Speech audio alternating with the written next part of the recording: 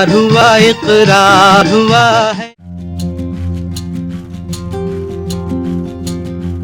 ভারতীয় সিনেমার কিংবদন্তি রাজ কাপুরের জন্ম শতবার্ষিকী উদযাপন উপলক্ষে আগামী 14 ডিসেম্বর বিশেষ একটি চলচ্চিত্র উৎসবের আয়োজন করতে যাচ্ছে কাপুর পরিবার। এই স্মরণীয় উৎসবকে ঘিরে ইতিমধ্যেই প্রস্তুতি শুরু হয়ে গেছে।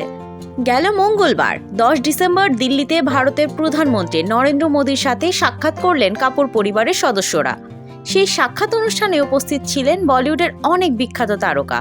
তাদের মধ্যে ছিলেন আলিয়া ভাট, রণবীর কাপুর, সাইফ আলী খান, করিশ্মা কাপুর খান, ঋদ্ধিমা কাপুর সাহনি, আদার জৈন, আরমান জৈন, নিতু সিং এবং আরও অনেক পরিচিত মুখ।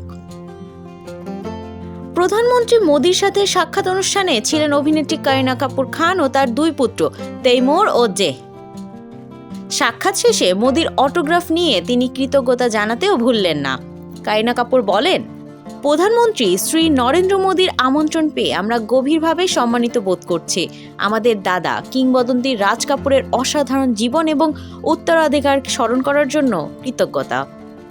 তিনি আরও যোগ করেন, বিশেষ একটি বিকাল উপহার দেওয়ার জন্য ধন্যবাদ শ্রী মোদীজি। এই উদযাপনে আপনার আন্তরিকতা এবং সমর্থন আমাদের কাছে গোটা পৃথিবী। এই সাক্ষাৎ ও উন্মুক্ত উৎসব কাপুর পরিবারের ঐতিহ্য এবং রাজ কাপুরের অস্মরণীয় স্মৃতির প্রতি সম্মান জানানোর একটি সম্মানিত উদ্যোগ হিসেবে বিবেচিত হচ্ছে।